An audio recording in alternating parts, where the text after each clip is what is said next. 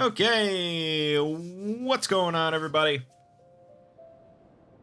My name is Mangg.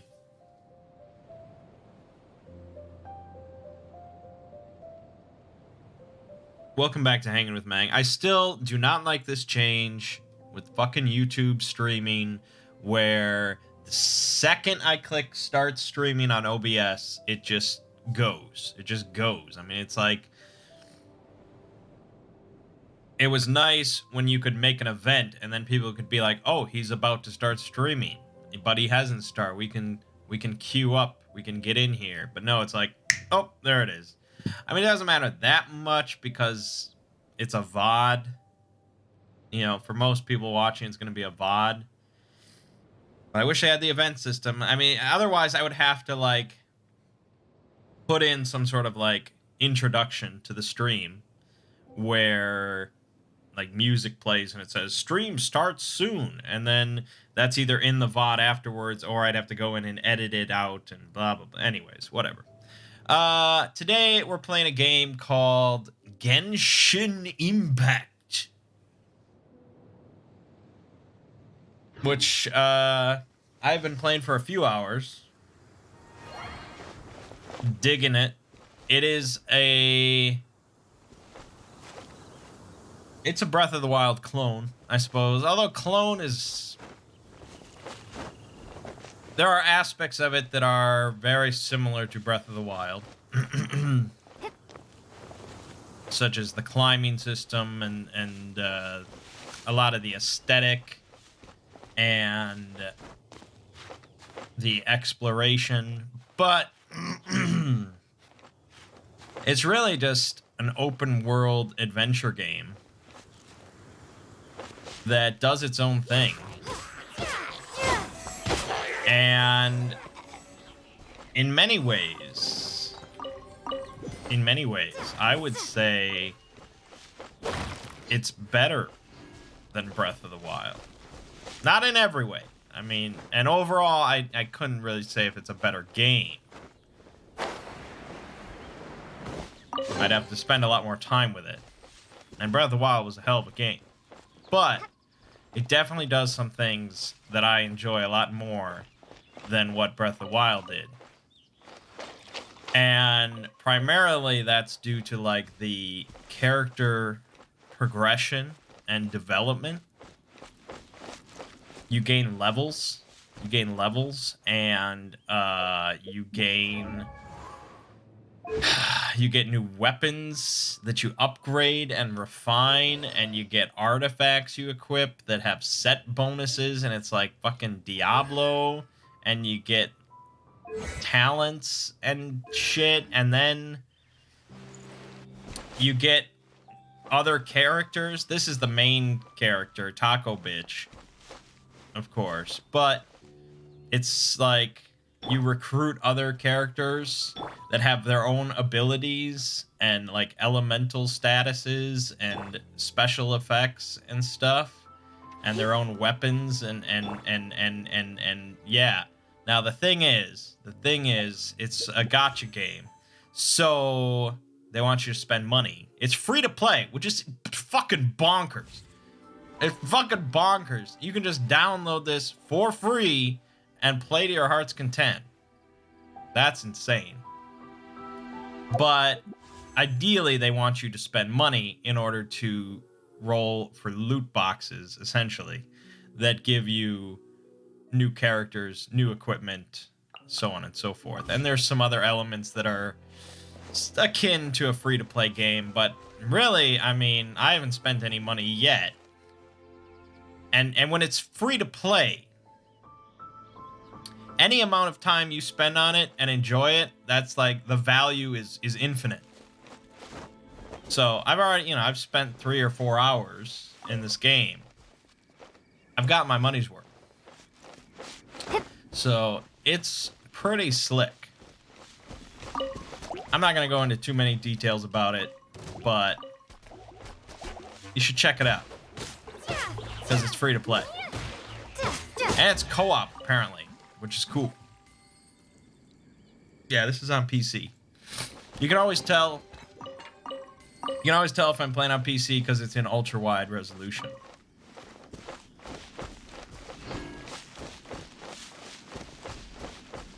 And consoles don't give a shit about ultra-wide, and that's a damn shame.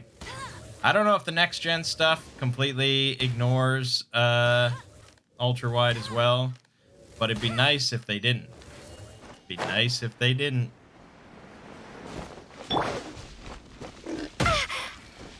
I think a lot of it comes down to there really are no ultra-wide televisions,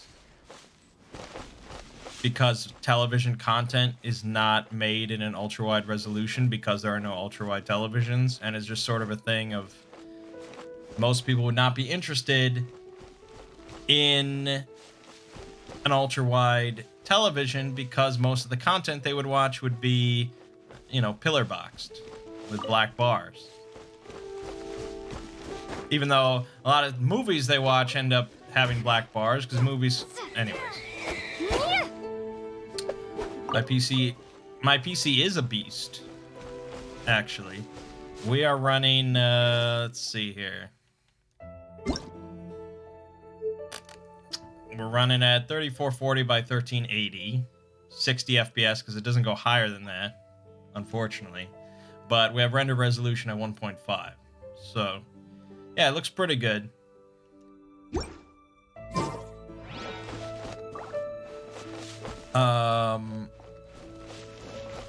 I'd prefer 120 FPS, but it is free to play. So even the fact that it supports ultra wide out of the box is pretty good, and it actually supports super ultra wide. So I could be playing in 32 by 9. But I don't tend to play games in that resolution because I like having movies and stuff playing on the other side of my super ultra wide monitor. Ow! Ow!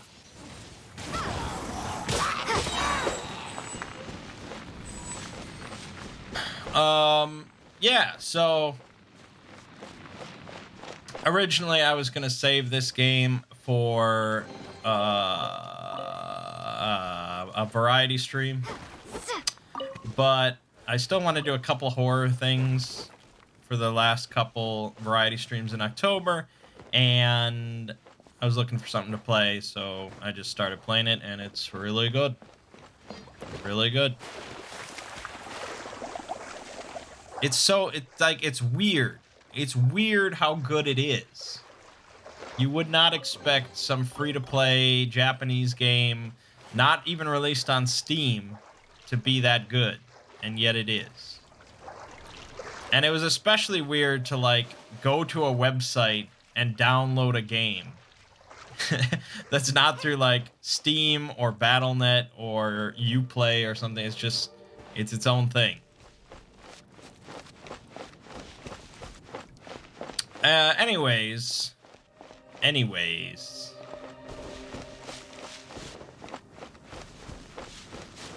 This week, on this channel, we finished up Star Wars Squadrons.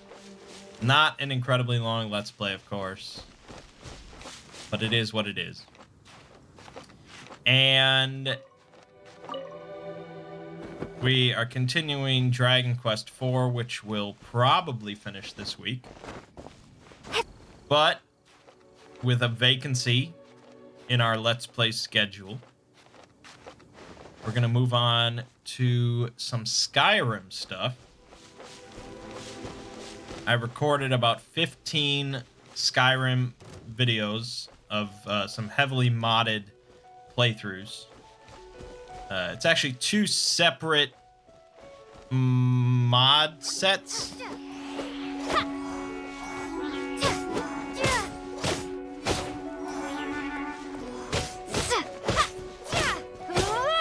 So there's about 10 or 11 videos or something like that of living Skyrim. And then there's like 4 videos or so of another mod list called Elder Souls. So we'll just be uploading those. I'm now done with Skyrim. I got my fill of it. The glitches and crashes started to build up. But there's some entertaining videos there, so I think people will like them. I've started to record a few videos of modded XCOM 2, since we're in sort of a mod mindset. So that will... I don't know when that'll be uploaded.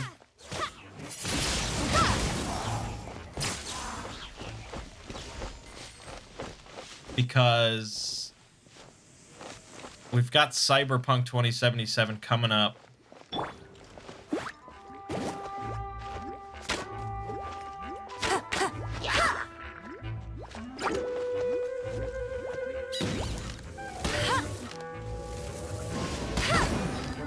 And that is, that's gonna sort of take priority, assuming it's an actual good game. Who knows?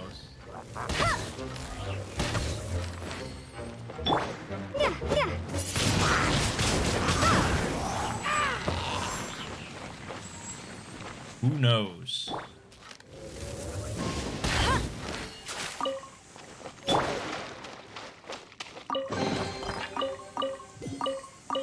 But yeah, aside from that, I mean, I could, after Dragon Quest IV, I guess I could just do XCOM and...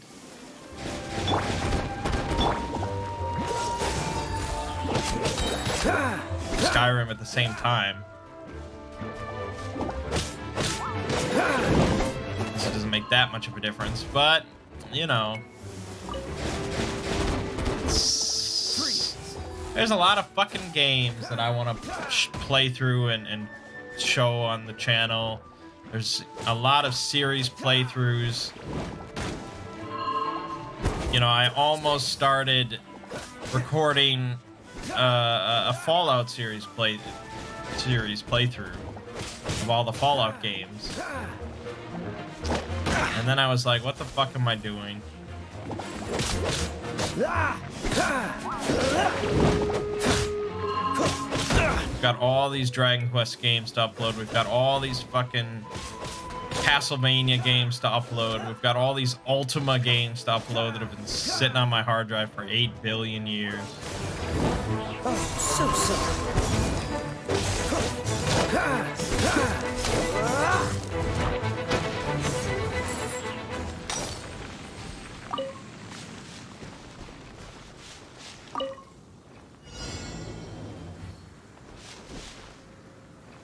Do I think Cyberpunk is going to be good?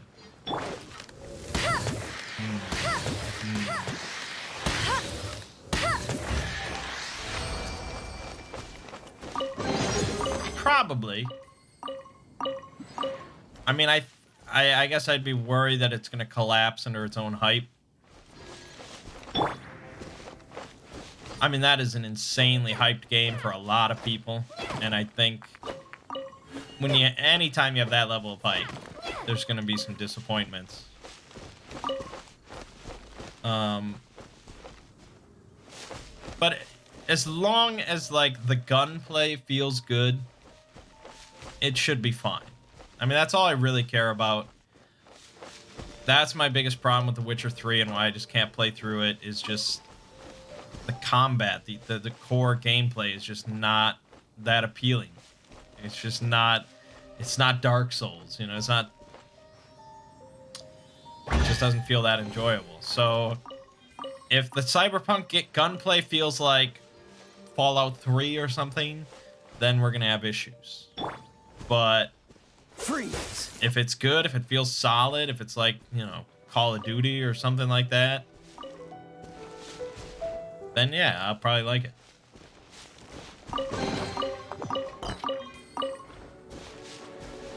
The problem with how many games I want to do playthroughs of and record is I only upload once a day. I mean, now I do twice a day because of Final Fantasy XIV. But I can't do 3 times a day. It's just absurd. You people don't have that much time. And I don't want to really just, like, dump videos. I mean, I could upload the other 80 parts of Final Fantasy 14 just in a row. Just here you go. And no one would really ever watch them. But I don't want to do that. You know, you got to have a steady schedule. So I just keep recording and stuff keeps building up and up and up. And I guess eventually I can just take a year off. Honestly, I could probably take a year off now.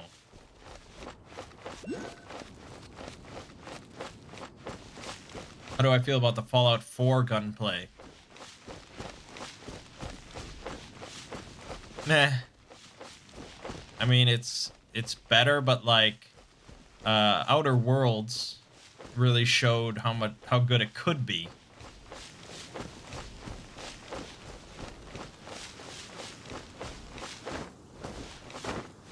I don't know, there's just something sort of clunky about it.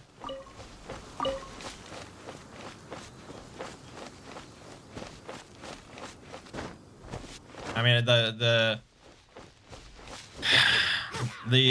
Call of Duty Black Ops Cold War beta just started. I played that for like an hour or so, and it definitely has issues.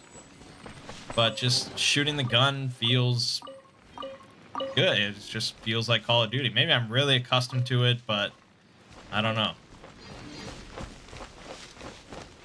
So I don't know. I guess I'm trying to be optimistic for Cyberpunk.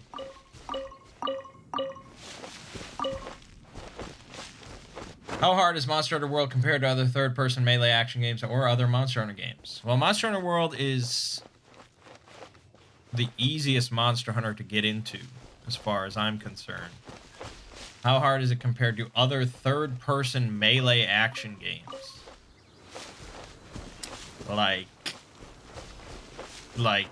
God of War? Like Dark Souls? Like Ghost of Tsushima? It certainly takes some getting used to.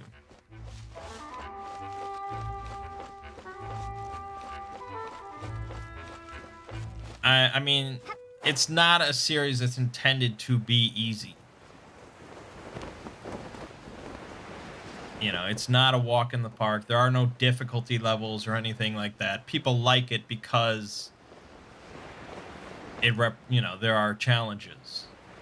I think, but Monster Hunter World eases you into it pretty well. But I think no matter what your first Monster Hunter game is, you're going to reach a point where it feels like you hit a wall. You're going to find a monster that's like, how the fuck can you do this? And that's where,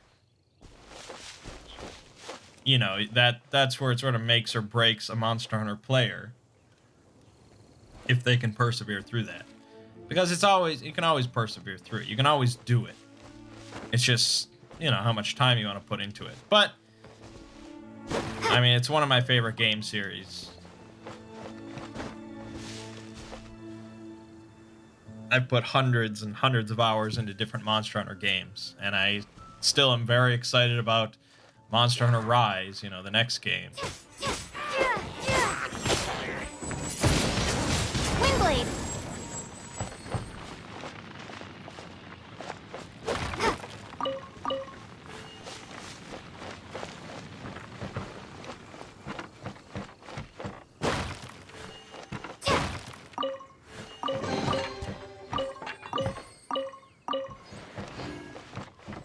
Anyways,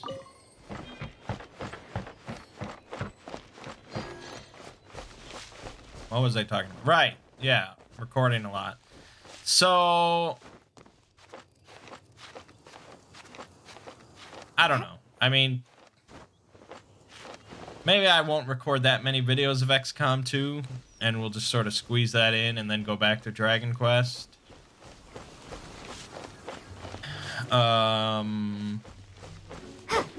But yeah, plenty to upload.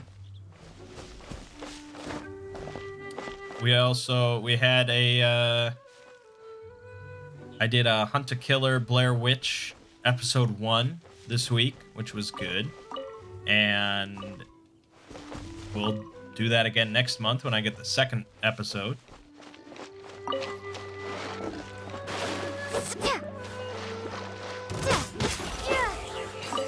We had the variety stream on Wednesday, where we finished Doki Doki Literature Club.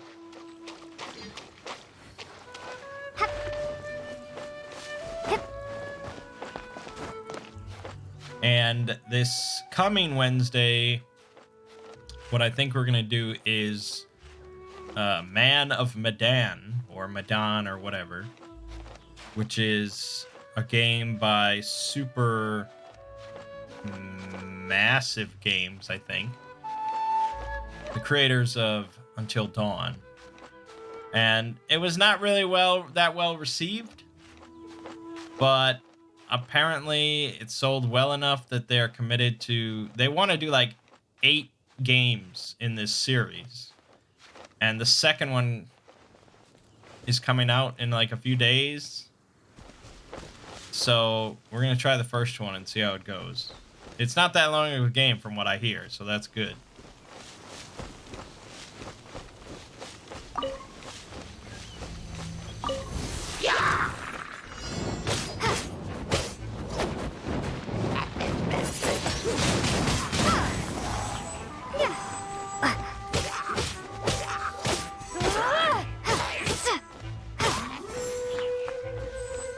We also had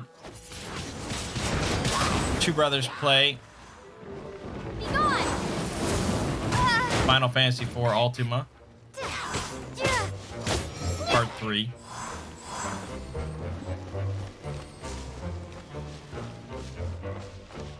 And that turned out to be, I guess, our final video on Final Fantasy IV Ultima.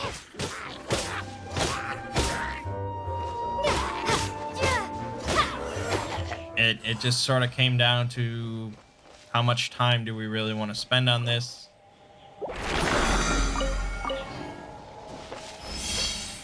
Because the grinding situation got pretty rough.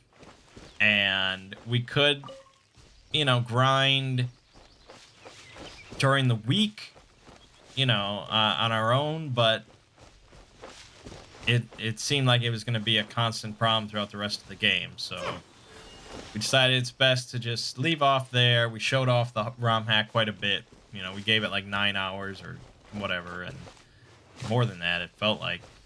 And next time, we're going to move on to Final Fantasy V, which I'm very excited about because it's in my top 3 Final Fantasies, and he's never played it, so it's going to be very interesting. Yeah. So that's pretty much the state of things.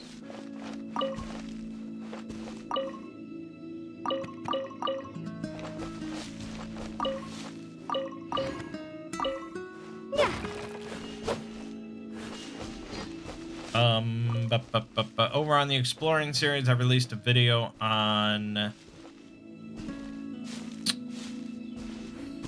pataphysics,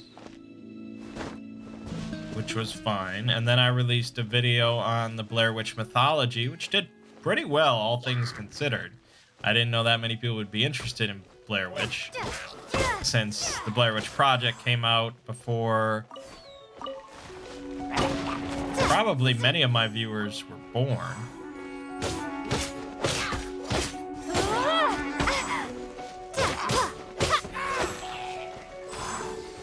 But they're still keeping the Blair Witch relevant with the new movie a few years ago and the new game last year.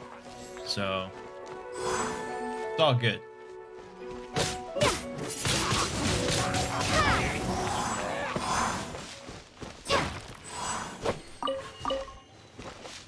This week I worked on a video on SCP-3301, which is another DJ Cactus SCP, of course. This one's a pretty different. It's just a Wondertainment board game about like the Foundation and anomalies and stuff, and it just contains a hell of a lot of references, and there's no like mystery to it or anything like that. It's just like a amazing board game that probably any SCP fan in the world would want to have, and it's just cool. That's it. It's like, And when I first put it in the polls on Patreon, someone was like, does it just really need to be explored or explained? I mean, it's pretty straightforward. And it's like, it doesn't need to be explained. It's just cool. And then, you know, there you go. That's all it needs to be a video. I'm also putting together a reading video of a Lovecraft short story. I hemmed and hawed about which short story I wanted to read next. I went with The Nameless City, which I don't think is one of his most popular ones, but I like it. I like The Nameless City. I think it's pretty foreboding, sort of creepy little story. So, my decision, and that's it.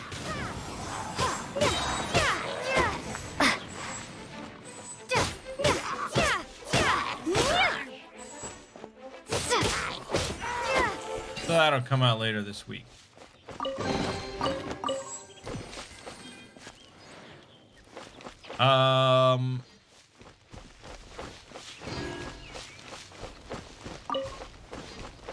Yeah, that's pretty much the state of things over on the Exploring series.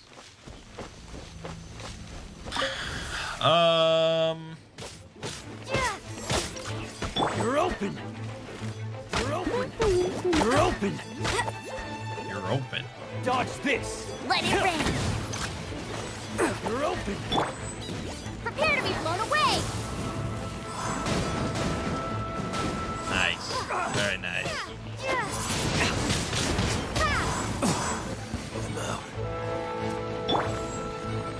Try not to enjoy this.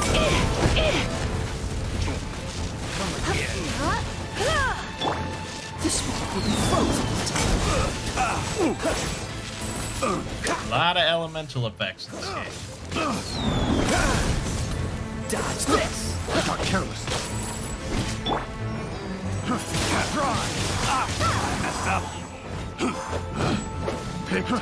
Try. Test subject. Be gone. Picked the wrong test subject. Should replace my hammer. You liked the Jones sound video I did? Well, thank you. That video did not end up being super popular, all things considered, but that was to be expected, and I'm glad that people did enjoy it. 'Cause I've wanted to do that one for a few years. And we'll be ending the month with a video about Annalise Michel and the 67, I think, exorcisms that were performed on her before she died. Crazy story. Read a whole book about it, and we're gonna make a video.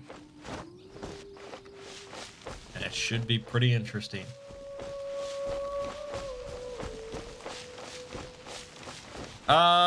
Yeah. Not much else to talk about. Tomorrow,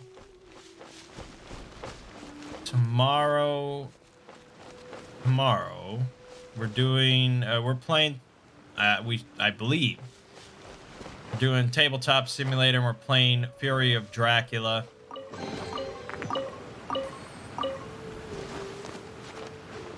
But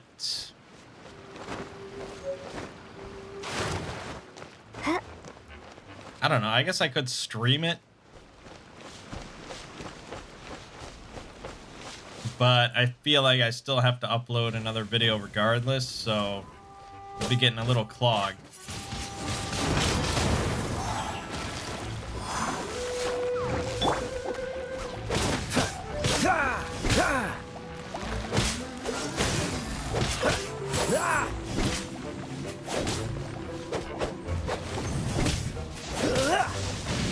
Don't push your luck. Free. But that's, yeah, I mean, it should be fun, so. This one will be frozen in time. Dodge this.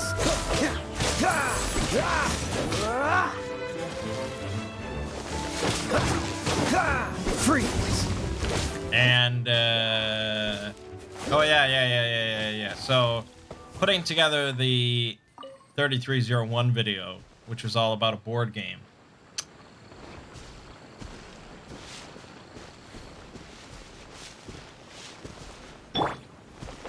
I was like, okay, I'll use a bunch of like board game pictures, like macro shots of like close-ups of various board games and stuff. And I was like, okay, I'll just look up like board game pictures, you know, or something like that. And of course, it's all of like Monopoly and Trouble and Scrabble. And it's like, no, we can't do that. We can't do that. That hurts my soul a little bit. So we've got a lot of modern board game stuff in there. Cosmic Encounter, Twilight Imperium, Battlestar Galactica, Gloomhaven, Pandemic, just like any sort of popular thing that I could think of tossed in there. So should be a pretty interesting, for board game fans, they can see how many games they recognize. Shouldn't be too difficult.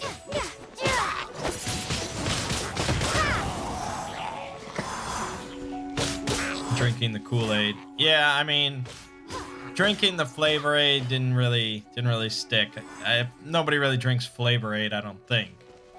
Not anymore. Whereas Kool-Aid is stuck around. So I guess I can see why the terminology changed.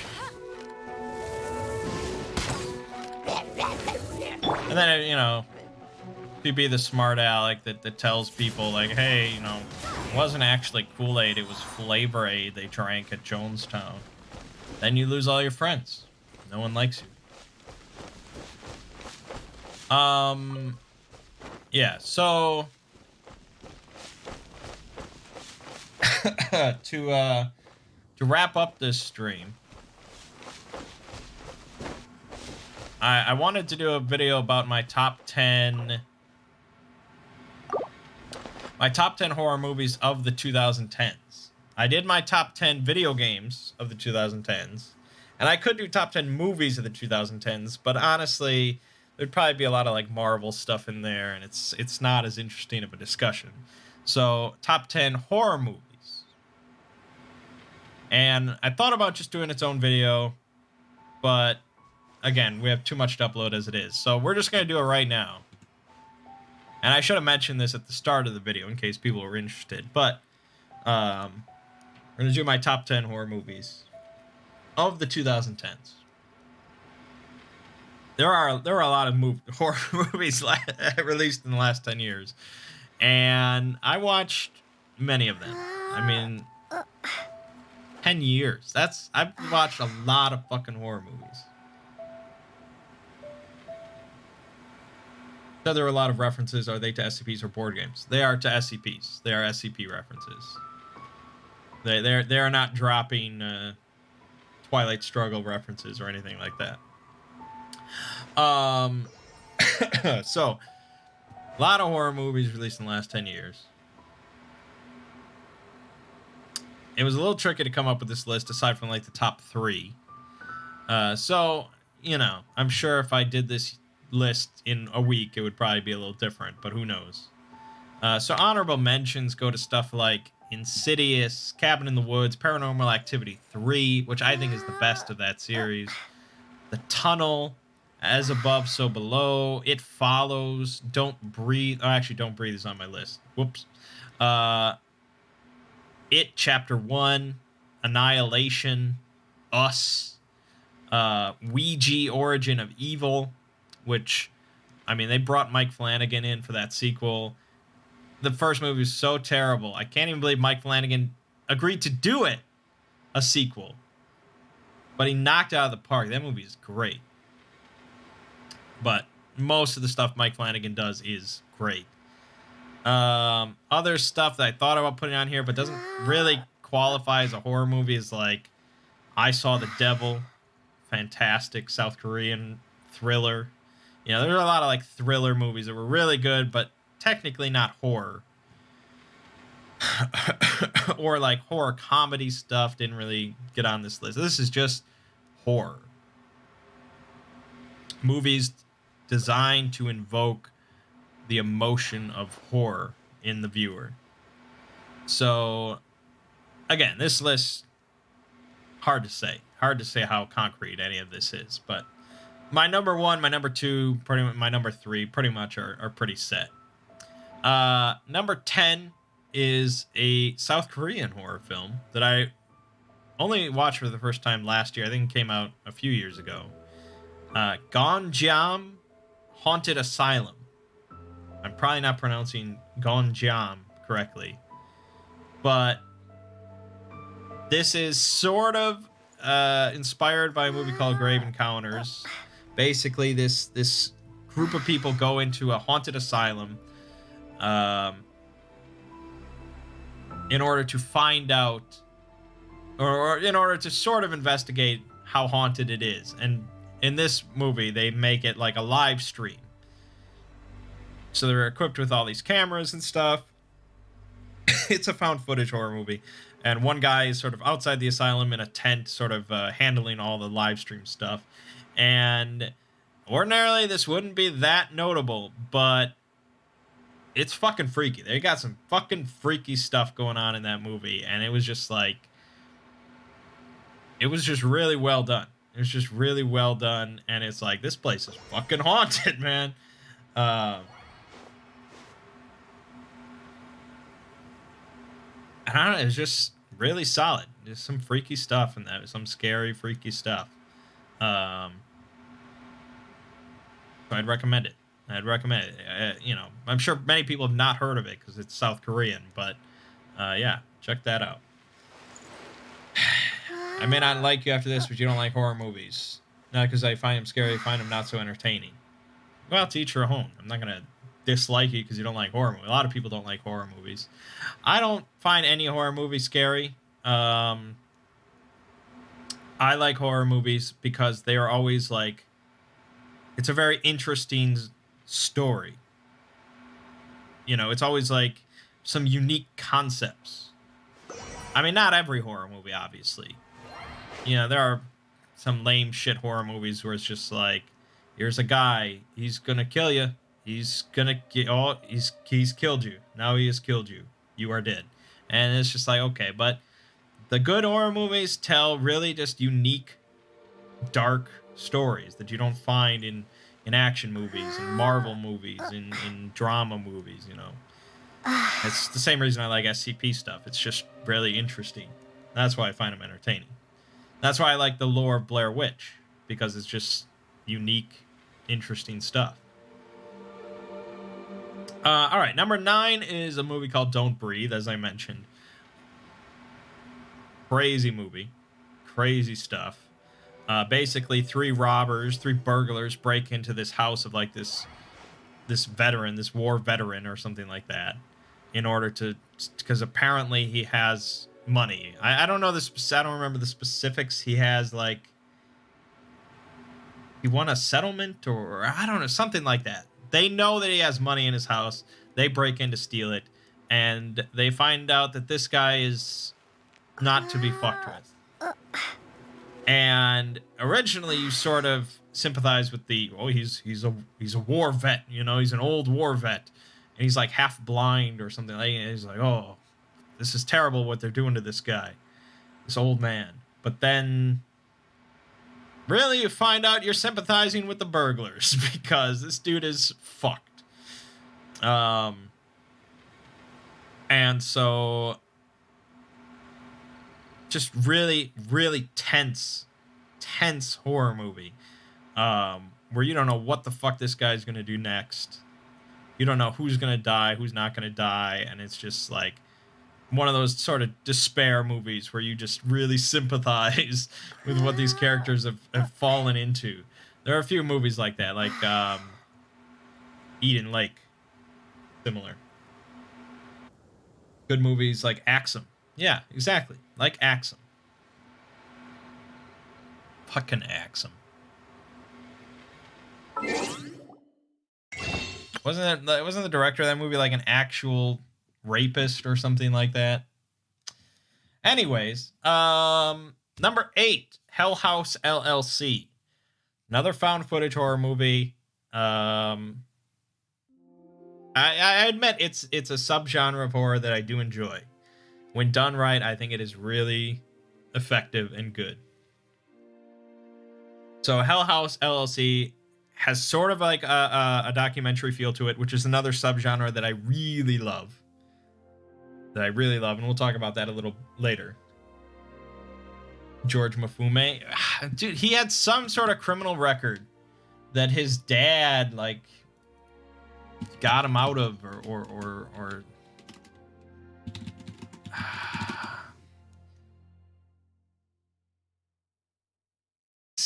it was Michael Mifune was the director of Axum.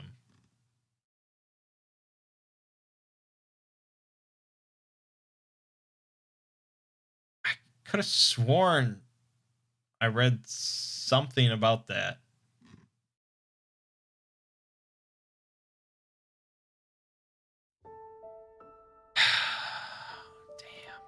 Damn. Where his dad was like the head of like NAACP or something like that.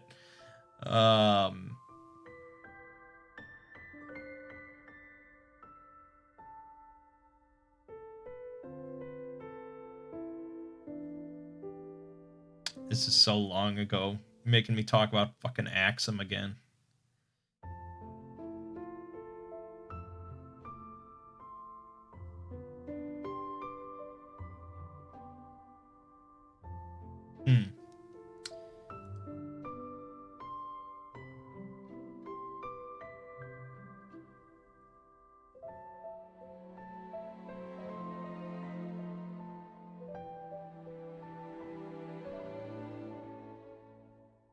Oh, here's a news article that is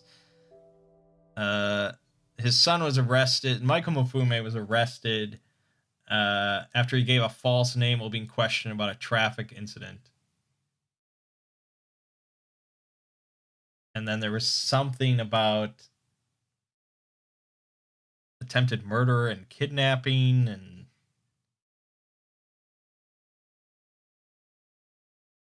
I don't know. Oh, no, here you go. And then at the very bottom of the article is like, oh yeah, he pled guilty to sexual battery like a year before. There you go. He's a sexual batterist. And then he sexually battered my brain when he made Axum. There we go. Okay. Anyways, yeah, so Hellhouse LLC is about a group of young people that operate their own sort of haunted house business, and they decide to try expanding it into this small town outside of New York City, I guess, where they buy a hotel called the Abaddon Hotel that has like this local history, and they buy it and they're going to renovate it and set it up for this big haunted house attraction called Hell House. But it turns out the place is haunted and bad things start happening. And again, it sort of takes on this documentary feel because the movie starts on like opening night of their attraction. They make it to opening night, and then during opening night, some really bad shit happens. And it sort of pieces together what led up to the opening night and what might have happened on opening night. And I don't know, it's just really well done. There's some genuine freaky stuff in there, and it just showed a lot of promise from the director. And I was like, wow, this guy's one to watch. And then they made 2 sequels to it that are terrible, which is just how it goes sometimes. But I don't know, I consistently like to rewatch Hellhouse LLC because it's just really well done, found footage sort of documentary kind of thing. Some good scares in there. Number 7, Sinister. So Ethan Hawke is one of my favorite actors of all time. And so anytime he does like a horror movie or horror or a thriller or anything like that, I perk up. Another somewhat recent horror movie he did was The Purge, which is not on this list and is not really even in my honorable mentions. because that was just not really well done. And I don't know why that series became so popular, but Sinister was really well done. About this sort of true crime novelist moves into a house without telling his family that was the site of a very grisly murder, and he wants to write about the murder. And then he finds a box of tapes in the attic that show off the murder along with some other murders, and he starts to sort of connect the pieces together like a detective. But again, like all horror movies, he finds more than he bargains for. And I think without Ethan Hawke, this movie would probably not be on the list. It is really good by itself, but Ethan Hawke, his performance, yeah, that's enough. That's enough to put on the list. That combination. Anytime you have kids in a horror movie when they act really freaky and you get child murder involved, that escalates things a good amount. So Sinister, very good. Sinister 2, not so good. You take out Ethan Hawke, what do you get? You get not so good. Number 6 is Grave Encounters, which, like I said, inspired Gonjiam. You just get these little indie horror movies that could. Again, similar concept. This group of people making a television show go into this haunted, or this haunted asylum, in order to spend the night and investigate to see how haunted it is. And it feels like one of those paranormal TV shows. It feels like Ghost Hunters or Ghost Adventures or whatever. Even with this, with this main character with this troubled past with hauntings and stuff like that, and he's spent his life immersed in hunting ghosts. But really, he doesn't believe in any of that shit, and it's just like, it's a gig, And so just sort of that descent, and the thing with Grave Encounters that's great is it feels very much like an SCP. If you've read any sort of SCP about like an anomalous location, Grave Encounters nails that. I mean, you are seeing it on screen, live action, with like twisting hallways and how it sort of bends in on itself, and they get caught in this place and they're trapped in this place, and time starts getting fucked up, and it's just very good. You don't hear a lot of Ethan Hawke as one of my favorite actors. Dude, Ethan Hawke is a tremendously underrated actor, and one of like the best individuals I feel in Hollywood. If you watch interviews with him, he's just a really intelligent, good guy, and he's a hell of an actor. Hell of an actor. Number 5, The Crazies. Another great actor I really like is Timothy Olyphant. And Rhoda Mitchell, also very good actress, Pitch Black, stuff like that. So put them together with The Crazies, which I guess is a remake of a movie I've not seen. But Crazies,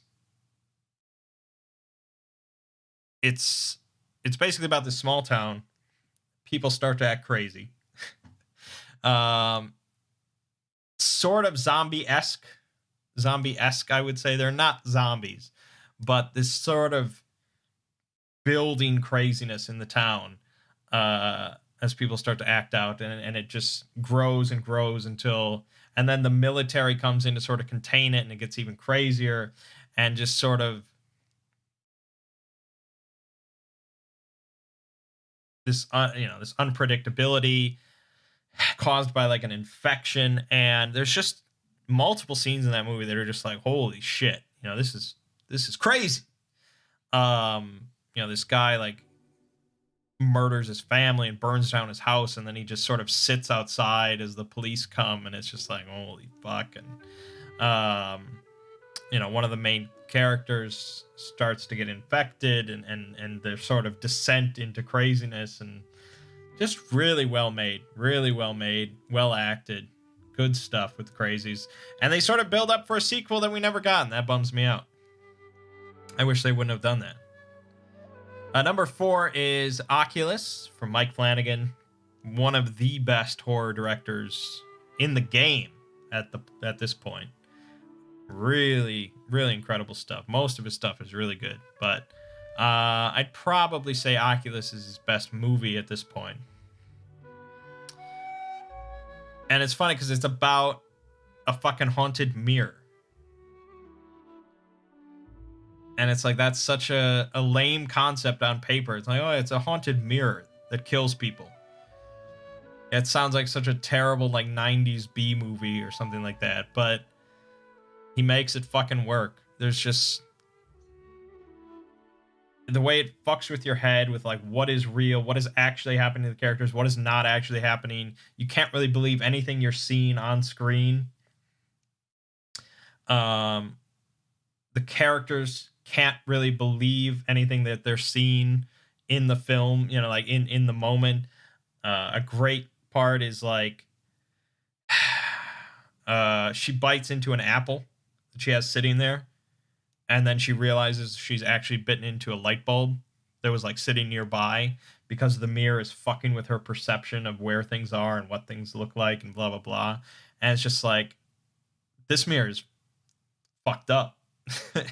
And it intertwines the present, you know, as these two adult characters try to deal with this mirror, and Karen Gillan tries to explain how fucked up the mirror is to her disbelieving brother, and then it intertwines that with them as children, as their parents sort of succumb to the mirror's effects, and then the two sort of blend together, timelines sort of blend together, and it's just, that's such a good movie, such a good horror movie. Number 3 is The Bay. This is a movie not a lot of people talk about. I cannot get enough of this movie. I could watch this movie, and then as soon as it's done, I'll just watch it again. I don't know why. Like I said, I like horror documentaries. I like when horrific stuff is discussed sort of after the fact in a documentary style. I love it. I love it. And The Tunnel is another one that's really good because of that fact. If you take out the documentary aspect of like The Tunnel and you just make it a found footage movie, that would be garbage. So The Bay is sort of a documentary style movie about this town on the Chesapeake Bay that gets infected with like these parasites from the water. And so the movie goes into why this happened, and it talks from a very like scientific point of view of what caused these parasites to grow so big and infect humans and kill people and blah, blah, blah. And it intertwines that with sort of like CCTV style footage and phone footage and things like that of the event happening and this journalist that was there on that day. And it's just, I don't know. It's so good. I wish people talked about The Bay more. I don't know why I love it so much, but it's amazing. But it's only number 3. Number 2 is, of course, Hereditary, which is a movie that a lot of people talked about. Ari Aster's like big debut horror film that is incredibly fucked up. I mean, if I was to pick a scariest horror movie from the 2010s, it would be Hereditary.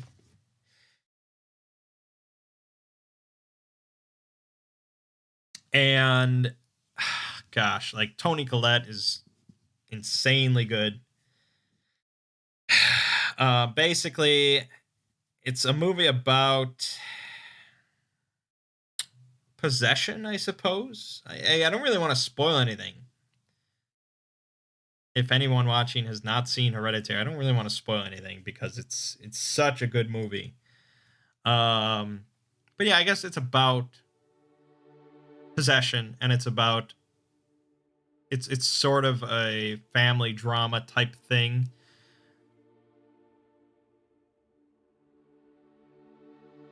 And sort of the heritage that people inherit from their parents, and yeah, I don't, it's hard to talk about it without spoiling something. But yeah, I mean, Ari Aster obviously definitely gets horror. Some very freaky moments in there. There's stuff that's freaky for like supernatural reasons. There's stuff that's freaky for very normal, mundane reasons. It's just sort of chilling. And yeah, I think it's way better than Midsummer. Midsummer did not make the list, obviously, because I just don't feel Midsummer is that much of a horror film. There's not that much horror to it, whereas Hereditary is a fucking horror movie, and a great one. One of the best. But number one, my top horror film for the 2010s, and I probably would say my favorite horror movie of all time. I think I can say that. The Witch. Every time I rewatch The Witch, I like it more. Every time I rewatch it, I continue to think, this is a perfect film. The Witch is less of a movie and more like a window in time that has opened up into New England with this family. And everything is just so perfectly acted, and the sets are perfect, the cinematography is perfect, the aesthetic, the writing. I mean, it's all just it's a window in time. That's how I feel about it. Basically, the plot is set in like 16th century or something like that, New England. And this guy, this super religious Puritan, ended up being so fucking religious, so prideful of his religion, that he's been like judgmental of the other Puritans in the village, that they are slipping from Christianity as time goes on. And they offer him the chance to, like, you know, repent and apologize and all that for his pride. But he doubles down on it and says, no, you know, I will not be judged by false Christians, I think is what he says. So they banish him. They banish him from the village. And he's like, all right, well, fine, fuck you. Problem is, he's got a whole family. He has a wife. He has 4 children. I think he has 4 children and a baby on the way, or the baby is born right at the start. I don't remember.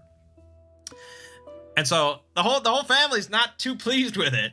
You know, they had a nice life in this village, but they all have to follow the dad out into the wilderness, and they settle on this little farm next to a forest. And pretty much right at the start of the film, as they're getting set up, they've got a little cabin there next to the woods. The main character, played by Anya Taylor-Joy, is playing with the newborn baby. She's playing with the baby, and suddenly the baby just disappears. It gets snatched away by something. You don't see it. You don't see it get snatched away. And the family sort of blames it initially on a wolf, but she would have seen a wolf. She would have heard a wolf. It wasn't a wolf. So, of course, they begin to suspect that it was a witch that lives in the woods. And, of course, as the viewer, you are shown that it was, of course, a witch. And from then on, it's basically this just descent for the entire family. The entire family descends into despair and madness and sin, really. It's just, oh God. I mean, essays could be written about this film, but you find that this family, which prides itself, on being so Christian, so religious, so pure, you know, they follow all the commandments, but they really don't. They all sin in their own way. And this expectation to be super Christian is sort of causing these clashes. As you realize, they're not great Christians, really. They're not really great people. And well, I'm really the mother and the father, and the children suffer for it, and the family destroys itself. And you know, the witch is an element of the film, and the witch is responsible for some plot developments, but really you're following this family as they descend into madness, and the actions of the witch themselves aren't super devastating to the family, but it's just how they react to these actions that really causes this downfall. It's just so good. It's just so fucking good. All the acting, all the writing. I mean, oh god. Yeah, I think it's my favorite horror movie of all time. I think I would say that at this point. Robert Eggers just knocked it out of the fucking park. And then he went and made The Lighthouse, which was good, but and again, I think The Lighthouse also has that sort of window in time appeal to it. It feels incredibly authentic. And obviously, I've never been a lighthouse keeper in the 1920s or whatever the hell that time is, but it feels very authentic, much like The Witch. So I think he's got a supreme knack for that. But I just didn't enjoy. I felt like The Lighthouse was too surreal for me, whereas The Witch just had the perfect amount of surrealness with mundaneness, with the religious aspect to it, which, I mean, I grew up in a Christian religious household, so I can sort of connect with that concept. The idea that, you know, these people try and present themselves, try and pride themselves on being super religious and super, you know, following all the commandments, but really that's impossible. There's no such thing. You love The Lighthouse? I mean, I saw it in theaters, and I saw it in a small theater with like 5 other people just sort of scattered around. I was watching it by myself. I didn't go with anyone. And seeing it in theaters was a really like incredible experience for, again, just that sort of window in time and not knowing what the hell to expect, and just seeing Willem Dafoe act his fucking heart out. I mean, it was pretty awesome, but I just haven't had that much urge to rewatch it on just like my monitor. You know, I don't know. But that's it. That's the list. And again, a lot of those could change, but definitely the one that would never change is The Witch. That's by far my favorite horror movie of the 2010s. And yeah, that's it. That's it. All right. Well, we went over an hour. We have not had an hour-long Hanging with Mangg in many moons. But that saves me the trouble of putting together a top 10 horror movie video. Alrighty, so check out SCP-3301 tomorrow. Lovecraft reading of The Nameless City later this week. We've got some Skyrim stuff coming this week on this channel. Some more Dragon Quest 4. Man of Medan or Man of Medan on Wednesday. And Two Brothers Play Final Fantasy V on Saturday. You would have put Annihilation at 10 or 9. I did have it on my honorable mentions. The problem with that is I don't feel Annihilation is really a horror movie. It has horror elements, but I do not feel that the intention of the overall film is to evoke horror. And that is what I feel a horror movie is.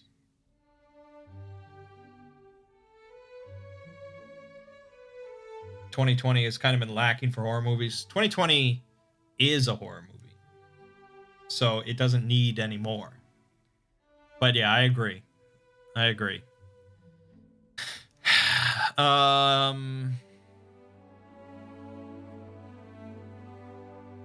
And I also didn't... A Quiet Place was also really good. I rewatched that the other week. But again, I don't feel like A Quiet Place is really a horror movie. It's like a family drama with some horror elements. But most of that film is not really horrific, I guess. I mean, it's a hard distinction. It's like, you know, like the distinction between a psychological thriller and a horror movie. Like 10 Cloverfield Lane. I mean, that was a crazy movie. A lot of people would say, oh, that's a horror movie. But Wikipedia said, oh, it's a psychological thriller. Like, I don't know. The distinction's really tough. But alrighty. That's all well and good. Thank you all for joining me. Nice chatting with you all. My name is Mangg. This has been Hanging with Mangg. See you fine folks next week.